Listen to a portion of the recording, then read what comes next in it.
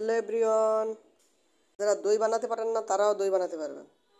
Liquid দুধ ছাড়া যেভাবে গুঁড়া দুধের দই বানাতে হয় সেটা দেখাবো। লিকুইড দুধ কিন্তু সবসময় বাসায় থাকে না, তাই গুঁড়া দুধ যদি বাসায় থাকে আপনি এভাবে তৈরি করে নিতে পারবেন। আবার অনেকে ভাবেন গুঁড়া দুধের দই তৈরি করা যায় না, তাদের জন্য এই রেসিপিটি। এখন গুঁড়া দুধ উষ্ণ গরম পানিতে মিশিয়ে নেব, তা না হলে দলা বেঁধে যেতে পারে।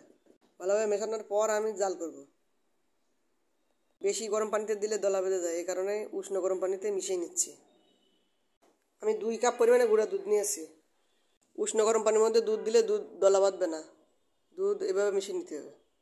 আগে থেকে টক দই বানিয়ে রেখেছিলাম। এরপর আমি দুধ জাল করে নেব। যতক্ষণ না বলক ওঠে ততক্ষণ জাল করে নিচ্ছি।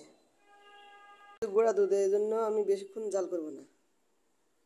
এর মধ্যে আমি 1/2 কাপ চিনি দিয়ে দিচ্ছি। মিষ্টির পরিমাণ স্বাদ মতো বাড়িয়ে কমিয়ে নেওয়া যাবে। লিকুইড দুধ হলে জাল করে অর্ধেক করতে হয়। যত ঘন হয় দইটা তত সুন্দর হয়। আপনি যত উপর থেকে নিচে ঢালবেন তত ফেনা সৃষ্টি হবে, দইটা সুন্দর হবে। উপরে সরের মতো দেখা যাবে, সুন্দর দেখা যাবে।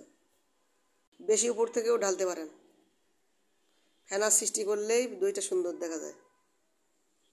এক পাতিল থেকে আরেক পাতিলে ঢাললে উপর থেকে আরও বেশি ফেনা সৃষ্টি হবে, তখন দইটা আরও সুন্দর দেখা যাবে উপরে।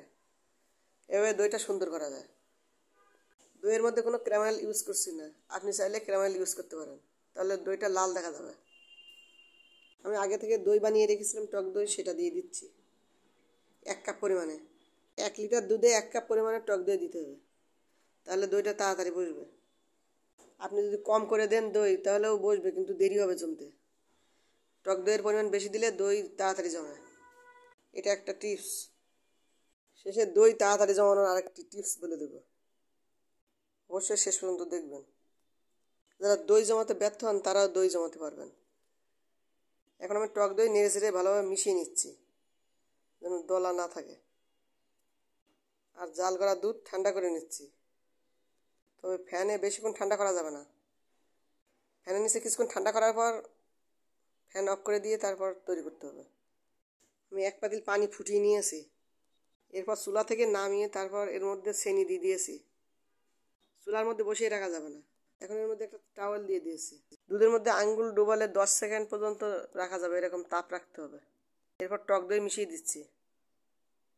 যেহেতু আমি রান্নাঘরে করছি এই কারণে আলোটা কম দেখাচ্ছে। ভালোভাবে মিশিয়ে নিচ্ছি। যে পাতিল আমি রেডি করেছিলাম ওই পাতিলের মধ্যে এখন প্লেট দিয়ে ঢেকে দেবো, দিয়ে আবার একটা টাওয়াল দিয়ে দেবো।